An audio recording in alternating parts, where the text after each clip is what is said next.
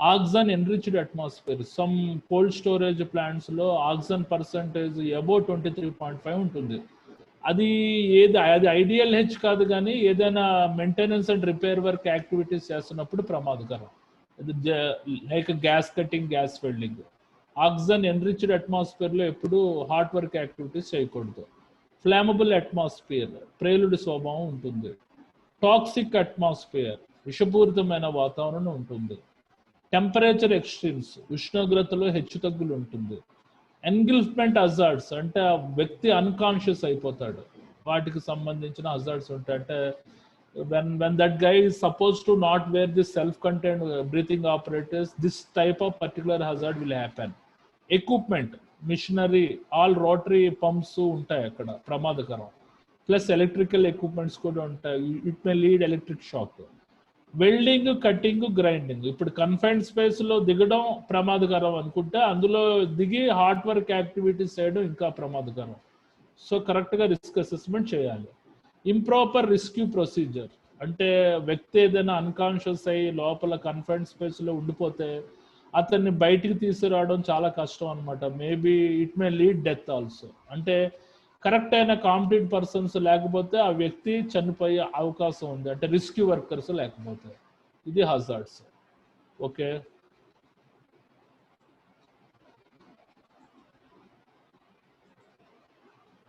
తర్వాత other hazards.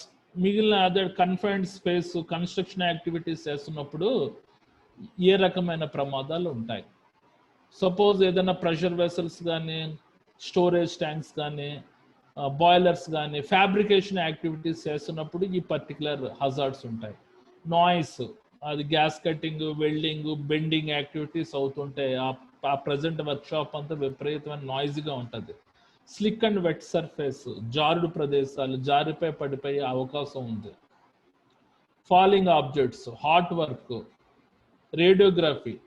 అంటే once construction అయిన తర్వాత దానికి ఎన్డిటి ఇన్స్పెక్షన్ చేయాలన్నమాట, ఇట్ మే లీడ్ డేంజరస్.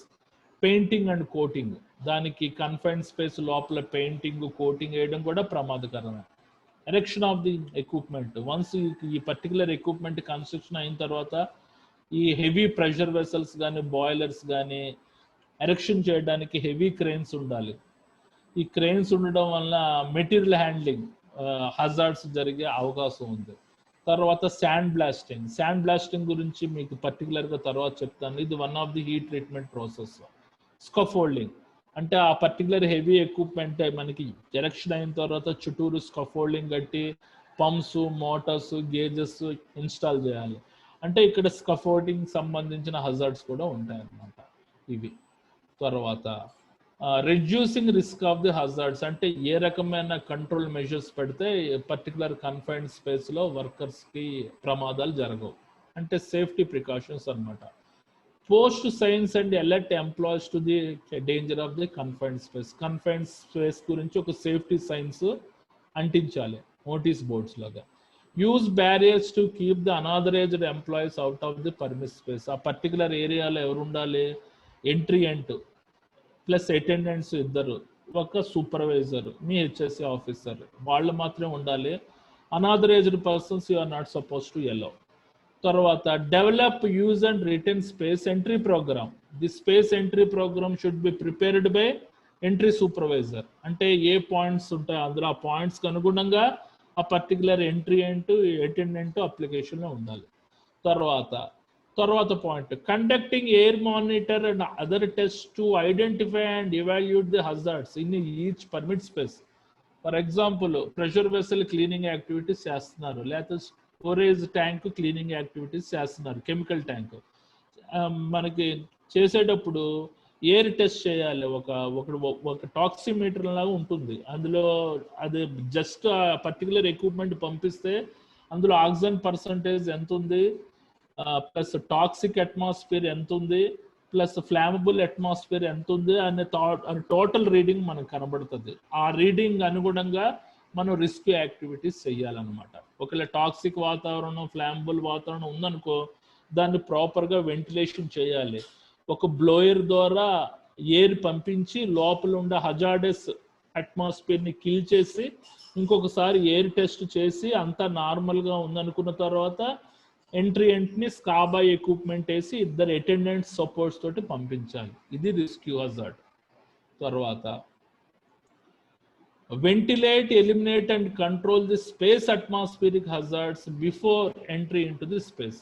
అంటే ఈ ఏదైనా ప్రెషర్ వెసల్ కానీ, స్టోరేజ్ ఎక్విప్మెంట్స్ కానీ, బాయిలర్స్ కానీ, అది cleaning activities, other maintenance activities చేసే ముందు ఆ పర్టికులర్ ఎక్విప్మెంట్ని జాగ్రత్తగా వెంటిలేట్ చేయడం, ఏదైనా చెత్త చెదారం ఉంటే ఎలిమినేట్ చేయడం, ఇవన్నీ చేసిన తర్వాత మాత్రమే ఎంట్రీని పంపించేటట్టు ఉండాలి. ఇవి 1 2 3 4 5 ఇది 3 మార్క్స్కి అడగచ్చు. అది తర్వాత కంటిన్యూషన్, ఇది check list. Safe system of the work అంటే confined place, cleaning activities, maintenance activities, hot work activities ఏ రకంగా చేయాలి అంటే చెక్ లిస్ట్ చూడవలసిన అంశాలు. ఇందులో ఫస్ట్ పాయింట్ ఏంటి, అపాయింట్ ది సూపర్వైజర్. సూపర్వైజర్ ఉండాలి. కన్ఫైన్డ్ స్పేస్ ఎంట్రీ సూపర్వైజర్ పర్యవేక్షణలోనే వర్క్ అంతా జరగాలి. Are the person is suitable for work. ఎవరు ఎంట్రీ అంటే ప్రవేశించేటవాడు కాంపిటెంట్ పర్సెంట్ ఉండాలి, అటెండెంట్స్ కాంపిటెంట్ పర్సన్స్ అయి ఉండాలి. తర్వాత మనకి ఐసోలేషన్, ఆ పర్టికులర్ ఎంట్రీకి ఒంటరిగా పనిచేసే సామర్థ్యం ఉందా, ఆ పర్టికులర్ ఎంట్రీ ఏదైనా అన్కాన్షియస్ అయిపోతే ఉన్న ఇద్దరు అటెండెంట్స్ వాడిని రెస్క్యూ వర్క్ చేయగలరా అన్నది ఆలోచించాలి. క్లీనింగ్ బిఫోర్ ఎంట్రీ, ఏదైనా బాయిలర్ కానీ, వెసల్ కానీ, లేకపోతే హజార్డస్ కెమికల్ స్టోరేజ్ ట్యాంక్స్ కానీ ముందు క్లీన్ చేసిన తర్వాత ఎంట్రీని పంపించాలి. తర్వాత check the size of the entrance, ఆ మ్యాన్ హోల్ కవర్ సైజ్ ఎంతో మీరు చెక్ చేయాలి. మనిషి దూరడానికి అనువుగా ఉందా, బయటికి రావడానికి అనువుగా ఉందా అనేది చూడాలి. తర్వాత ప్రొవిజన్ ఆఫ్ ది వెంటిలెన్స్, కొన్ని పెద్ద కన్ఫైన్డ్ స్పేసెస్ ఉంటాయి, అక్కడ వెంటిలేషన్ అనేది లైటింగ్ ద్వారా ఏర్పాటు చేయాలి. తర్వాత టెస్టింగ్ ది ఎయిర్, కంపల్సరీగా ఎయిర్ టెస్ట్ చేయాలి. ఆక్సిజన్ పర్సంటేజ్ 20% ఉన్నప్పుడు మాత్రమే ఎంట్రీని పంపించేటట్టు ఉండాలి.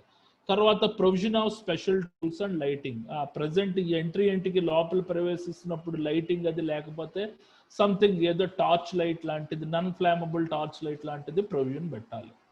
ఇవి తర్వాత ప్రిపరేషన్ ఆఫ్ ఎమర్జెన్సీ అరేంజ్మెంట్స్, అంటే ఉంటారు కదా మనకి అటెండెంట్స్, వాళ్ళ దగ్గర కూడా సెల్ఫ్ కంటెంట్ బ్రీతింగ్ ఆపరేటర్స్ ఉండాలి. ఇన్ కేస్ ఎంట్రీ అంటే ఏదైనా అన్కాన్షియస్ అయిపోతే బయటికి పట్టు రావడానికి. తర్వాత provision of breathing operators, scuba equipment ఉండాలి కంపల్సరీగా స్పేర్లో. తర్వాత ప్రొవిజన్ ఆఫ్ రెస్క్యూ హార్డ్నెస్ అంటే ఏంటి, మన ఎంట్రీకి అటెండెంట్కి మధ్యలో హార్డ్ మనకి బెల్ట్ ఉంటుంది కదా, రోప్ మధ్యన లైఫ్ లైన్ సిగ్నల్స్ ఉండాలి. తర్వాత check how alarm is raised, ఇప్పుడు ఎంట్రీ దగ్గర ఒక బజర్ ఉంటుంది, అటెండెంట్ దగ్గర ఒక బజర్ ఉంటుంది. చిన్న చిన్న ప్లేస్లో అయితే వెర్బల్గా వాయిస్ ఇచ్చుకోవచ్చు, కానీ డీప్ అనుకో వీడు చేస్తున్న సౌండ్ ఆడికి వినబడదు, ఆడు చేస్తున్న సౌండ్ వీడికి వినబడదు. ఆడు ఏదైనా డేంజర్ ఉందనుకో మన అతను బజర్ నొక్కుతూ ఉంటాడు, ఈ లోపు అటెండెంట్స్ వాడిని పైకి లాగేవచ్చు. తర్వాత ఎమర్జెన్సీ ప్రొసీజర్, అక్కడ ఒక ఆ పర్టికులర్ హజార్డస్ ఎక్విప్మెంట్ దగ్గర ఒక అంబులెన్స్, తర్వాత మన CPR cardio preliminary rescue equipment ఉంటే మరీ మంచిది. తర్వాత కమ్యూనికేషన్, సమాచారం క్లియర్గా ఉండాలి. ఎవరి మధ్యన, attendant to entrant, attendant to supervisor, వీళ్ళ మధ్యన కమ్యూనికేషన్ అనేది క్లియర్గా ఉండాలి. తర్వాత రెస్క్యూ అండ్ రెస్క్యూషన్ ఎక్విప్మెంట్, తర్వాత క్యాలిబ్రేషన్ ఆఫ్ ది రెస్క్యూయర్స్, అంటే అటెండెన్స్ యొక్క క్యాలిబ్రేషన్ ఎంత ఉంది, ఒకళ్ళ ఎంట్రీ పడిపోయినా కూడా వాడిని పట్టుకొచ్చే సామర్థ్యం ఉందా అన్నది చెక్ చేయాలి. తర్వాత షట్ డౌన్, ఆ particular cleaning activities, maintenance activities చేస్తున్న ఆ పర్టికులర్ ప్రెషర్ వెసల్ని దాన్ని ముందు షట్ డౌన్ చేసిన తర్వాత ఈ తాలూకా యాక్టివిటీస్ చేయాలి. అది ప్రాసెసింగ్లో ఉన్నప్పుడు కానీ చేశారంటే అందరూ పైకి టికెట్ తీసుకుంటారు. అదైన తర్వాత ఫస్ట్ ఎయిడ్ ప్రొసీజర్, ప్రాథమిక చికిత్స విధానం తెలియాలి. ఇవన్నీ ఏంటి, చెక్ లిస్ట్. ఇవన్నీ 3 మార్కులకి అడుగుతాడు IS 102లో, ఈజీ. తర్వాత ఎంట్రీ సూపర్వైజర్ రెస్పాన్సిబిలిటీస్, అక్కడ ఎవరు ఉంటారు, సూపర్వైజర్, ఎంట్రీయంట్, అటెండెంట్ ఉంటారు కదా. సూపర్వైజర్ రెస్పాన్సిబిలిటీస్ ఏంటి, know hazards, symptoms, behavioural effect, ఆ పర్టికులర్ ఎక్విప్మెంట్లో ఆ ఎంట్రీయంట్కి సంభవమయ్యే ప్రమాదాలు, వాటి యొక్క లక్షణాలు, అవి ఏ రకంగా ప్రభావితం చేస్తాయి హెల్త్ పరంగా, వాటి గురించి అవగాహన ఉండాలి.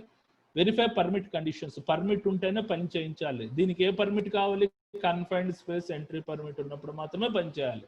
Authorise and terminate the entry ends అంటే చూడండి, ఆ తాలూకా ఎంట్రీ ఎంట్ అటెండెన్స్ కాంపిటెంట్ పర్సన్ అయితేనే ఆ వర్క్ ని అలౌ చేయాలి. Otherwise he is not suppose to do that work. వాళ్ళు కాంపిటెంట్ పర్సన్స్ ఎవరినో లేబర్ను పట్టుకొచ్చి క్లీన్ చేస్తారంటే కుదరదు.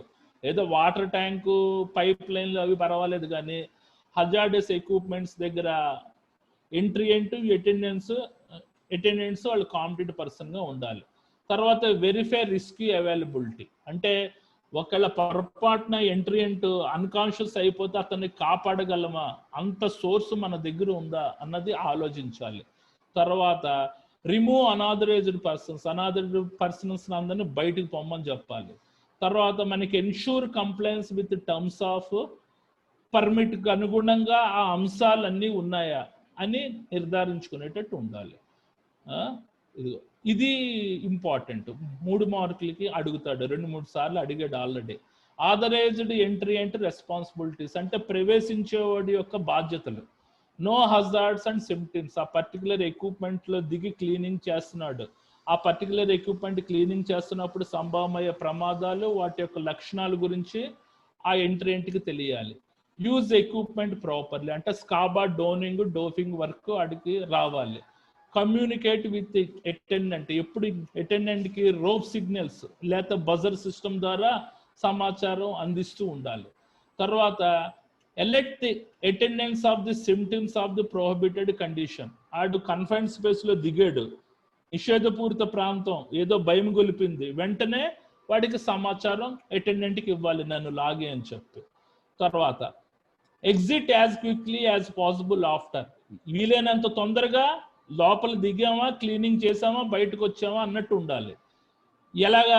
Attendant or supervisor give order to evacuate, attendant supervisor orders ఇచ్చిన పని మధ్యలో వదిలేసి బయటకు వచ్చేయాలి. అది.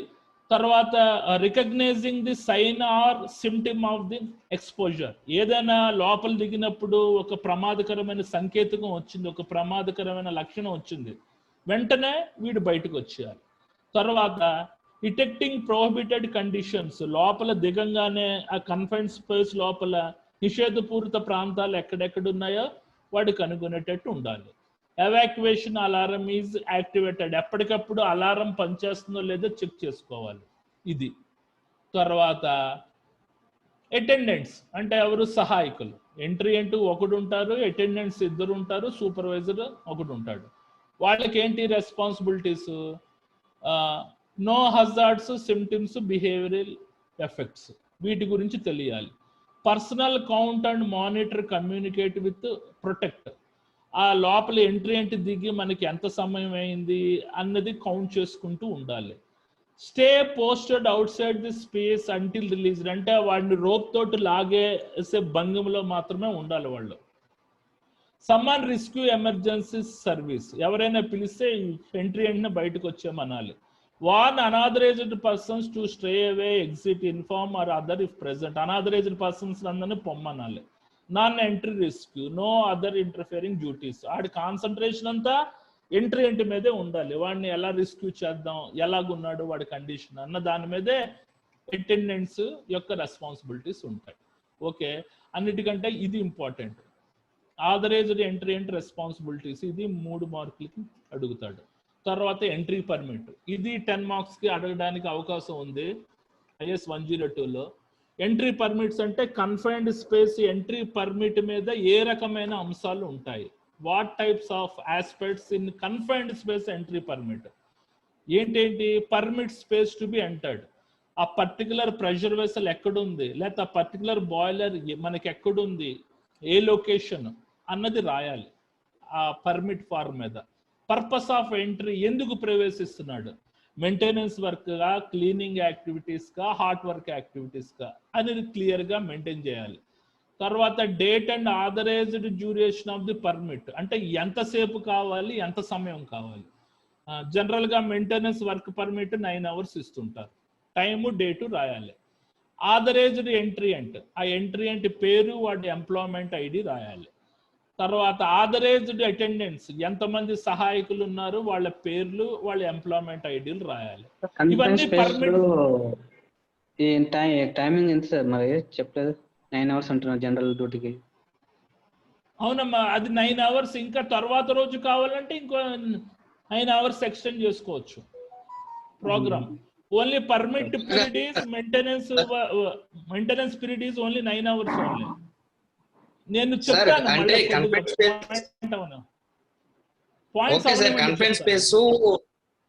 వర్క్ పర్మిట్ అనేది వ్యాలిడ్ ఉంటుంది కదా. అవునమ్మా, కన్ఫైన్డ్ స్పేస్ ఎంట్రీ పర్మిటే తీసుకోవాలి దానికి సపరేట్ గా. ఓకేనా? ఒకవేళ కన్ఫైన్డ్ స్పేస్ తోటి హార్డ్ వర్క్ యాక్టివిటీస్ చేస్తున్నారంటే confined space plus hard work permit రెండు తీసుకోవాలి. రైట్. నేమ్ అండ్ నేను వస్తాను నేను 5 minutes లో వస్తాను. Name and signature of the entry supervisor. ఆ ఎంట్రీ సూపర్వైజర్ సూపర్వైజర్ పేరు, వాడి employment ID. Hazards of the permit space to be entered అంటే ఆ పర్టికులర్ ప్లేస్ లో ఆ confined, suppose pressure vessel cleaning activities చేస్తున్నప్పుడు దానికి సంబంధించిన హజార్డ్స్ ఒక 3-4 లిస్ట్ అవుట్ చేయాలి. తర్వాత isolation of the hazard control measures, ఆ particular vessel boiler cleaning activity చేస్తున్నప్పుడు సంభవమయ్యే ప్రమాదాలకి సంబంధించిన కంట్రోల్ మెజర్స్ అవి కూడా ఆ పర్మిట్ ఫార్మ్ మీద రాయాలి. రైట్.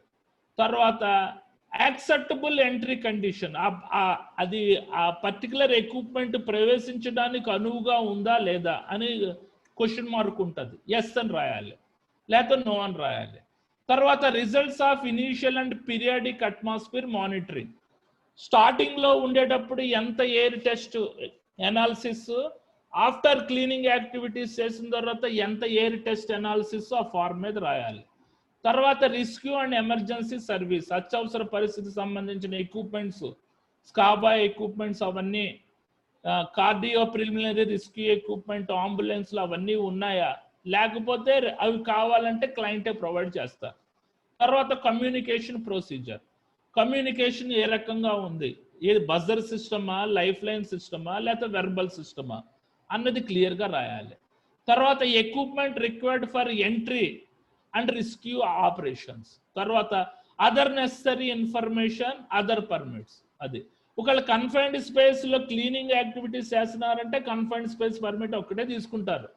క్లీనింగ్ యాక్టివిటీ పాటు repair work, maintenance, gas cutting, gas welding చేయాలంటే confined space plus hot work permit తీసుకోవాలి.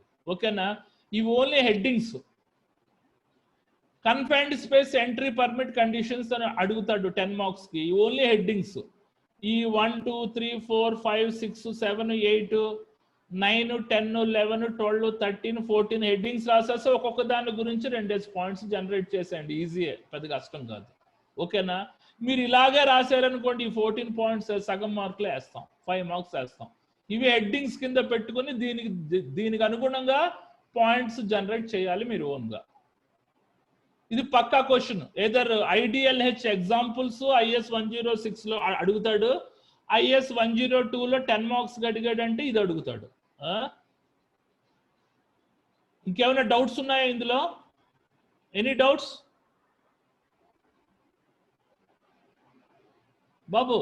ఇందాక ఎవరో డౌట్ అడిగారు, చెప్పండి ఇప్పుడు. Okay, what is your doubt?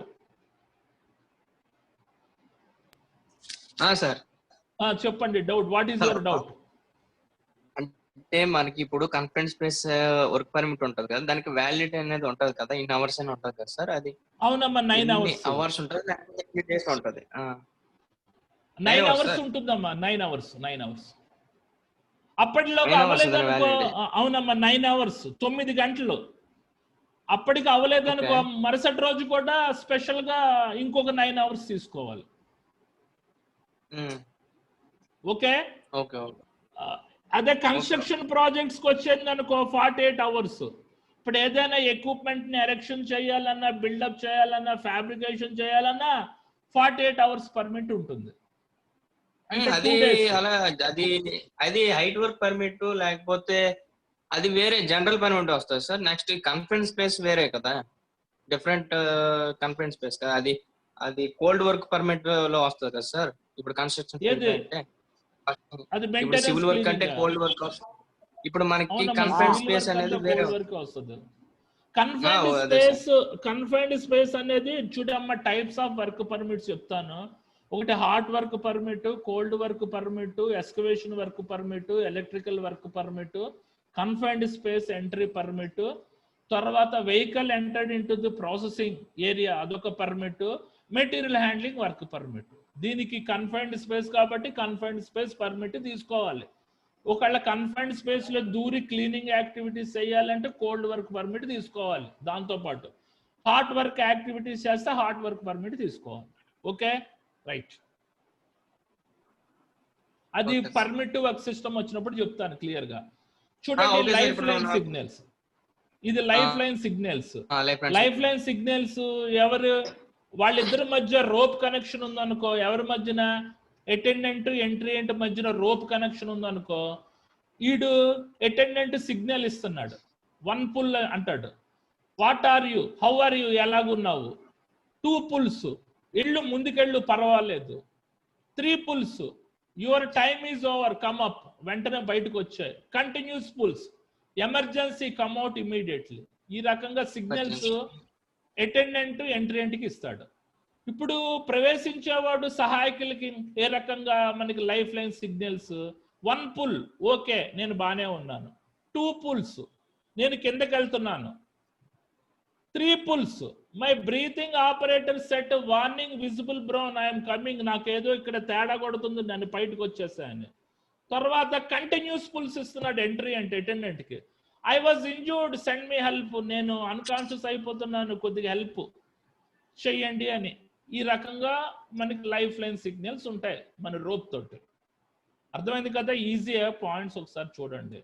తర్వాత సిఎస్సి రెస్క్యూ ఏంటి లేదు, అండర్ గ్రౌండ్ డ్రైనేజ్ లో ఒక డమ్మీ బొమ్మ పడేస్తారు, ఒక 40 కేజీలు 50 కేజీలు డమ్మీ బొమ్మ. ఇద్దరు రెస్క్యూ వర్కర్స్ కి స్కాబా ఎక్విప్మెంట్ వేసుకొని కిందకెళ్ళి పట్టురమ్మంటారు. ఇలాగ ఎవ్రీ 6 months ఒకసారి రెస్క్యూ వర్క్ చేస్తూ అనుకో డమ్మీ బొమ్మతోటి, యాక్చువల్ ప్రాక్టీస్ లో రియలిస్ట్ గా మనకి ఎంట్రీ అంటే అన్కాన్షియస్ అయినప్పుడు ప్రాక్టీస్ చేయడానికి ఉపయోగపడుతుంది అనమాట. ఇది confined space rescue team must practice annually కాదు కానీ ఎవ్రీ 6 months ఒకసారి ప్రాక్టీస్ చేస్తే బెటర్. అది ఎవరు, ఒక మీ సేఫ్టీ ఆఫీసర్ పర్యవేక్షణ జరగాలి. At the actual represent confined space which they may be required to perform entry and risk. అలా ప్రాక్టీస్ చేసినప్పుడే, సాధన చేసినప్పుడే రియలిస్టిక్ గా ఎంట్రీ అంట్కి ఏదైనా ప్రమాదం అయితే రిస్క్ చేయొచ్చు అని చెప్పి అంటున్నాడు. ఓకేనా, రైట్. ఇదిగో ఇతను అటెండెంట్, వీడు ఎంట్రీ అంట్. చూడండి ఇది ఇంపార్టెంట్. అండర్ గ్రౌండ్ వాల్యూట్లో క్లీన్ చేస్తున్నారు, ఇద్దరు అటెండెంట్స్ ఉంటారు, ఒక అటెండెంట్ అంటే ఒకడు అన్కాన్షియస్గా వెళ్ళి పడిపోయాడు, ఆయన్ని రెస్క్యూ వర్కర్స్ చేస్తున్నారు.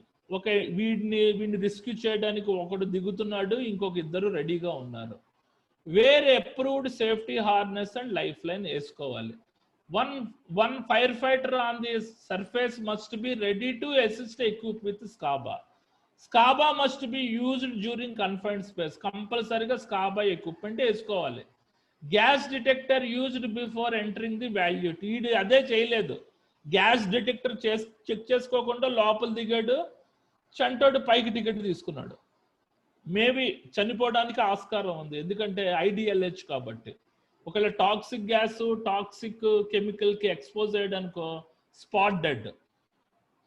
It may lead some suffocation gas, asphyxious gas కి ఎక్స్పోజ్ అయ్యాడనుకో బతకడానికి అవకాశం ఉంది పైకి పట్టుకొచ్చిన తర్వాత. కాబట్టి ఏంటంటే కన్ఫైన్డ్ స్పేస్ లో దిగడం ప్రమాదకరమే, ప్లస్ దిగిన తర్వాత కన్ఫైన్డ్ స్పేస్ క్లీన్ చేయాలి. కంపల్సరిగా పర్టికులర్ ఎక్విప్మెంట్ క్లీనింగ్ చేయకపోతే ఎక్విప్మెంట్ ఫంక్షన్ పోద్ది, ₹1,00,000 పెట్టుకున్న ఎక్విప్మెంట్ పాడైపోద్ది. లోపల దిగితే వర్కర్స్ డేంజర్. ఈ రకంగా రిస్క్ అనాలిసిస్ చేసి మీరు వర్క్ చేస్తూ ఉండాలి. కన్ఫైన్డ్ స్పేస్ సూపర్వైజర్ కి గల్ఫ్ కంట్రీస్ లో ₹1,00,000 పైన శాలరీ ఉంటుంది, ఎంట్రీ ఎంట్కి 70,000-80,000 ఉంటుంది, అది గుర్తుపెట్టుకోండి. రైట్. మన ఇండియాలో అయితే ఏ సేఫ్టీ ప్రికాషన్స్ పాటిస్తారో మనకు తెలీదు, నార్మల్గా ఉండాలి, ఇది ప్రొసీజర్. ఇవన్నీ కన్ఫైన్డ్ స్పేస్ పోస్టులు, ఇవన్నీ అయిపోయింది. ఇవన్నీ 102లో అడుగుతాడు మనకి. అది life line signals, entry permit మీద ఏంటేంటి ఉండాలి, తర్వాత ఎంట్రీ అంటూ రెస్పాన్సిబిలిటీస్, తర్వాత safe system of work, check list, hazards అన్నీ 2 మార్కులకి 3 మార్కులకి అడుగుతాడు 102లో. ముందు చెప్పాను కదా, ఇది ఇంపార్టెంట్ అన్నిటికంటే. ఇది ఇంపార్టెంట్. ఏది? Some examples of confined space with contain IDLH. వీటికి ఏం రాస్తారు? ఫస్ట్ ఈ పాయింట్స్ రాయాలి. 1 2 3 4 పాయింట్స్ రాసి, ఇవి రాయకపోయినా కూడా పర్లేదు, రాస్తే మరీ మంచిది. ఈ పాయింట్స్ అన్ని రాసి ఈ టోటల్గా 30 ఎగ్జాంపుల్స్ రాసేసారనుకో చాలు. ఈ 20 ఎగ్జాంపుల్స్ రాశారనుకో 10కి 8 మార్కులు పడిపోతాయి. ఇది పక్కా క్వశ్చన్, మరీ అంటున్నాను. IS 106లో IDLH ఎగ్జాంపుల్స్ పక్కా క్వశ్చన్. మళ్ళీ ఇంకొకసారి డిస్కస్ చేయమంటారా? ఇది what is mean by IDLH and narrate with details ఇంకొకసారి చెప్పుకుందామా? చెప్పండి సార్, చెప్పండి. టైం ఉంది, పావు గంట. అవన్నీ ఫాస్ట్ ట్రాక్ లో చెప్పేసాను, టైం సరిపోదేమో అని. ఇప్పుడు సరిపోయింది మనకి time. And IDLH immediate dangerous to life and health. IDLH అంటే immediate dangerous to life and health. Condition is that poses an immediate or delayed threat to the life that would cause the irreversible adverse health effect, so that would interfere in individual ability to escape the unaided from a space. అంటే ఈ confined space లో దిగడం వల్ల immediate అంటే వాడికి సంబంధించిన health hazard అవుతుంది. జరిగినప్పుడు వాడికి అవతల ఏజెన్సీ నుంచి సమ్ హెల్ప్ అవసరం. ఇది అతని యొక్క హెల్త్ మీద తీవ్రమైన ప్రతికూలమైన ప్రభావం పడుతుంది అని అంటున్నాడు. Cause irreversible adverse health effect. అతని హెల్త్ మీద తీవ్రమైన ప్రతికూలమైన ప్రభావం పడుతుంది అని అంటున్నాడు. Second point, some materials May produce immediate dangerous to the health effect. ఏంటి మెటీరియల్స్?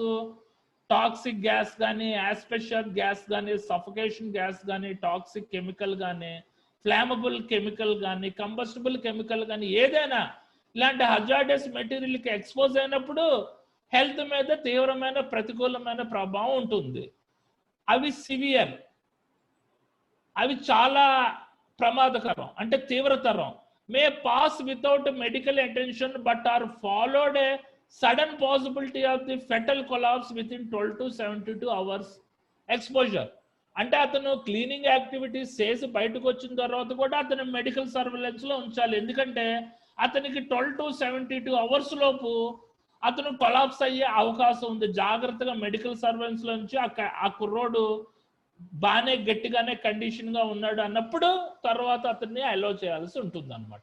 అంటే ఇది ఇమ్మీడియట్ ఎఫెక్టే కాదు, ఏంటి ట్రాన్సియంట్ ఎఫెక్ట్ కూడా వస్తుంది. అంటే నార్మల్ గా 12 hours తర్వాత కూడా, లేకపోతే 72 hours, 12 to 72 hours లోపు ప్రభావం చూపించవచ్చు. దీని తాలూకా ఎఫెక్ట్ అని అంటున్నాడు. The victim feels normal from the recovery from transient effect until collapse. Such materials in hazardous quantities are considered as a immediate dangerous to the life and health. అంటే ఒక victim sudden గా collapse అయినా, టెంపరీగా collapse అయినా, దానికి కారణం అయ్యే materials or substances ని immediate dangerous to life and health material కింద ట్రీట్ చేయమంటున్నాడు. ఇందాక చెప్పాను కదా examples. Potential IDLH environment in construction. Even construction projects లో కూడా IDLH వాతావరణం ఉంటుంది. ఎక్కడ underground sewage work, trenches అన్నీ ఉంటాయి. అక్కడ కూడా నువ్వు మట్టి తవ్వుతున్నప్పుడు టాక్సిక్ గ్యాసెస్ వస్తాయి, ఫ్లామబుల్ గ్యాసెస్ వస్తాయి. వాటిని కూడా IDLH కింద ట్రీట్ చేయమంటున్నాడు. Because of their potential to contain hazardous atmosphere. అంటే ఆ పర్టికులర్ కన్స్ట్రక్షన్ ప్రాజెక్ట్స్ అన్ని హజార్డస్ వాతావరణం కింద ట్రీట్ చేయమంటున్నాడు. Confined or enclosed space suspect such IDLH environment. అలాంటివన్నీ IDLH ఎన్విరాన్మెంట్ కింద ట్రీట్ చేసి IDLHకి ఏ రకమైన ప్రివెంటివ్ మెజర్స్ అంటే వెసల్స్, బాయిలర్స్, హీట్ ఎక్స్చేంజర్స్, అవే కాదు స్టోరేజ్ ట్యాంక్సే కాదు, even trenches, sewage, sanitary, tunnels ఇవన్నీ కూడా ఐడిఎల్హెచ్ కింద ట్రీట్ చేసి ఐడిఎల్హెచ్కి సంబంధించిన ఏ రకమైన ప్రివెంటివ్ మెజర్స్ తీసుకుంటామో అవన్నీ ఇందులో ఫాలో అవ్వమంటున్నారు. ఓకే, తర్వాత చూడండి, ఇవి ఎఫెక్ట్స్ ఆఫ్ హైపోక్సియా అంటే ఆక్సిజన్ పర్సంటేజ్ డెఫినెట్గా తక్కువగా ఉంటుంది. 23 ఆక్సిజన్ ఎన్రిచ్డ్ అట్మాస్ఫియర్ బాగానే ఉంటుంది ఇక్కడ మన కోల్డ్ స్టోరేజ్ ప్లాంట్. లేకపోతే అరకు, ఊటీ ఎక్కడ వెళ్ళినా కూడా బాగానే ఉంటుంది. 21% నార్మల్ కండిషన్స్. 19.5% వచ్చిందంటే డిఫిషియంట్. తర్వాత 17% వచ్చిందనుకో గాల్లో ఆక్సిజన్ పర్సంటేజ్. ఇవన్నీ ఎఫెక్ట్స్ అనమాట, హెల్త్ మీద పడే ఎఫెక్ట్స్. మన కండరాలు బలహీనం అయిపోతాయి, మన రెస్పిరేటరీ రేట్ పీల్చుకోవాలి కష్టంగా. 12% వచ్చిందనుకో డిజినెస్, హెడ్ ఏక్, భరించరాని ఒళ్ళు నొప్పులు వస్తుంది. సపోజ్ 9% వచ్చిందనుకో మనకి అన్కాన్షియస్. 7 to 6% వచ్చిందనుకో death immediate with in few minutes, పైకి టికెట్ తీసుకుంటాం. కన్ఫైన్డ్ స్పేస్ లో డెఫినెట్ గా 12% కంటే కిందే ఉంటాయి.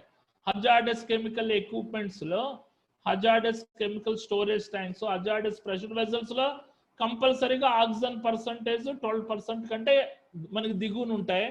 వాటర్ ట్యాంక్స్, పైప్ లైన్ లో మనకి 17% వరకు ఉండొచ్చు. ఇవన్నీ జాగ్రత్తగా ఎయిర్ మానిటరింగ్ చేసుకొని వెళ్ళాలి అని అంటున్నాడు. ఇవి సమ్ ఎగ్జాంపుల్స్ ఆఫ్ ద కన్వెంట్స్ స్పేసెస్ కంటైన్ ఐడిఎల్హెచ్. ఇవేంటి మనకి చెప్పమ్మా. పెట్రోలియం ట్యాంకర్లు ఉంటాయి కదా, పెద్ద పెద్ద ట్యాంకర్ సార్. అవునమ్మా. దాంట్లో ఎంత ఉండదు సార్ ఇది oxygen level? Oxygen level petroleum tanker లో బిలో 12% ఉండొచ్చు అమ్మా, అప్రాక్సిమేట్ గా చెప్తున్నాను, నాకు క్లియర్ గా తెలియదు. పెద్ద పెద్ద ట్యాంకర్ 100 feet అట్లా ఉంటాయి సార్. అవునమ్మా, 12% లోపే ఉంటది. Petrol tankers are dangerous, IDLH. Once petrol లోపలికి వెళ్ళిందంటే లోపల ఉండే ఆక్సిజన్ ఎన్విరాన్మెంట్ అంతా చంపేస్తుంది అది. ఎన్ని విండ్ మిల్ కూడా ఉన్నాయి కదా సార్, విండ్ మిల్స్ ఉన్నాయి కదా, విండ్ ఫ్యాన్ పైన 110 meters హైట్ ఉంటుంది, దాంట్లో ఫ్యాన్లు ఉంటాయి కదా, దాని లోపల కన్ఫైన్ స్పేస్ చాలా తక్కువ ఉంటుంది సార్. అవునమ్మా, అది పర్వాలేదు. అది మనకి ట్యూబ్లర్ టైప్ విండ్ మిల్ గురించి చెప్తున్నావు. అందులో విండ్ మిల్స్ 2 రకాలు ఉంటాయి, లాటస్, ట్యూబ్లర్. అది లాటస్ అంటే స్ట్రక్చర్ మీద పెడతారు, ట్యూబ్లర్ అంటే ఆలో స్పేస్ ఉంటది. అందులో పర్వాలేదు, నార్మల్ గానే ఉంటది. దాంట్లో తీసుకోకర్లేదు. సార్ ఒకసారి ఆక్సిజన్ పర్సంటేజ్ స్లైడ్ ఒకసారి పెట్టరా సార్? ఓకే, ఇదిగో ఇది. ఇక్కడి నుంచి తీవ్రమైన హెల్త్ ఎఫెక్ట్స్ 7 to 6% వస్తే ఇమీడియట్ డెత్. ఇది 3 మార్కులకు సపరేట్ గా అడగొచ్చు IS 106 లో. ఆల్రెడీ ఉంది, క్వశ్చన్ ఇచ్చాను ఇంపార్టెంట్ లో. 19.5% బిలో ఉంటే పర్మిట్ ఇష్యూ చేయకూడదు కదా సార్? చేయకూడదు, 99% చేయకూడదు. 19.5 ఎక్కువ, 21% ఉన్నప్పుడే పర్మిట్ ఇష్యూ చేయండి, బ్లైండ్ గా గుర్తుపెట్టుకోండి. 21% ఉన్నప్పుడు పర్మిట్ ఇష్యూ చేయొచ్చు.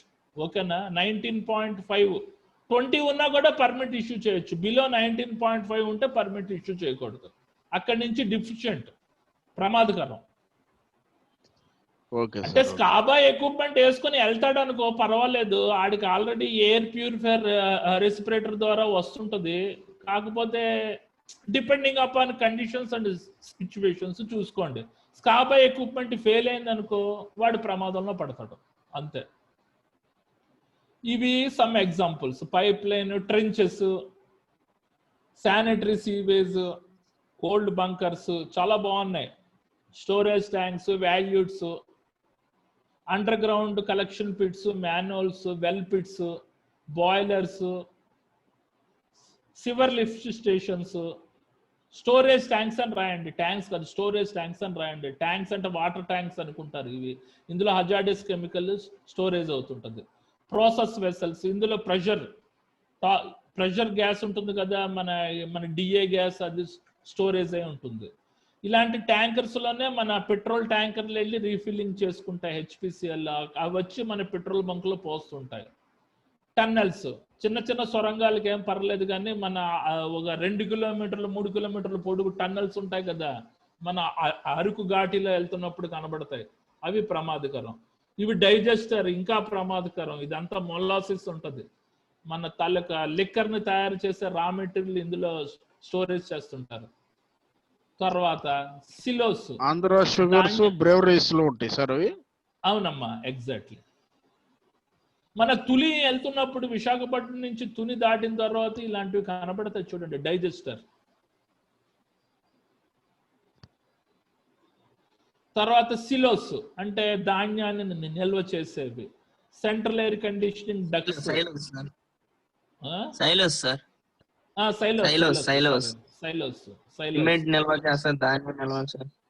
అవునమ్మా, డక్ట్స్, సెంట్రల్ ఏసీ డక్ట్స్, ఇవి ధాన్యం ఉంటాయి ఇందులో, గడ్డి ధాన్యం స్టోరేజ్ చేస్తారు.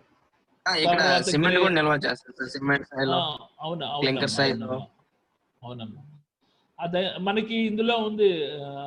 ఇది సైలోస్ కన్స్ట్రక్షన్ యాక్టివిటీస్ ఉన్నాయి, అది IS 108 లో hazards associated with silos construction and preventive measures అని ఒక 8 మార్క్స్ క్వశ్చన్ అడుగుతాడు, అక్కడికి వచ్చినప్పుడు చెప్తాను.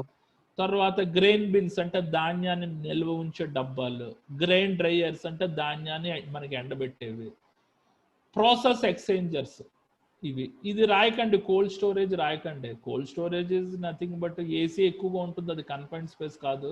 కాకపోతే ఎందుకు ఇచ్చాడంటే అక్కడ ఏదైనా రిపేర్ వర్క్ యాక్టివిటీస్ చేయకూడదు, ఎందుకంటే ఆక్సిజన్ అట్మాస్ఫియర్ ఎక్కువగా ఉండే దగ్గర ఏదైనా గ్యాస్ కట్టింగ్, గ్యాస్ వెల్డింగ్ చేశారనుకో, టప్ అని ఫైర్ అంటుకుంటుంది, మొత్తం గోడౌన్ అంతా తగలడిపోతుంది. అది ఇంకెనీ డౌట్స్ ఇందులో? బాగుందండి, టాపిక్ బాగుందా? చాలా బాగుంది sir. Okay, thank you very much. ఇంకా ఎక్కువ మందిని అటెండ్ అవ్వమనండి, కొద్దిగా మార్నింగ్ క్లాస్ డిస్టర్బెన్స్ వచ్చింది, సారీ అనుకోకండి. చెప్పమ్మా, what is your doubt? Recent గా ఉత్తరప్రదేశ్ లో బావిలో పడి ఒక 3 చనిపోయారు సార్, న్యూస్ లో చెప్పారు. అది ఎలా జరిగింది అంటారు సార్? అందులో ఏమన్నా టాక్సిక్ గ్యాస్ ఉంది, టాక్సిక్ కెమికల్స్ ఏమన్నా ఉంటాయి సార్ మామూలు నార్మల్ వెల్ లో కూడా? నార్మల్ లో భూమి తవ్వుతుంటే అందులో టాక్సిక్ గ్యాసెస్ ఉండొచ్చు, ఫ్లామబుల్ గ్యాసెస్ ఉండొచ్చు, ఏదైనా ఉంటాయి. మనకి భూమి అండర్ గ్రౌండ్ గురించి ఏం తెలుసమ్మా? ఏదో అందరూ స్పేస్కి వెళ్తాం అని అది ఇది అంటారు, కానీ భూమికి ఒక 100 ఫీట్లు బొక్క కూడా పెట్టలేరు. ఒక కిలోమీటర్ హోల్ పెట్టిందంటే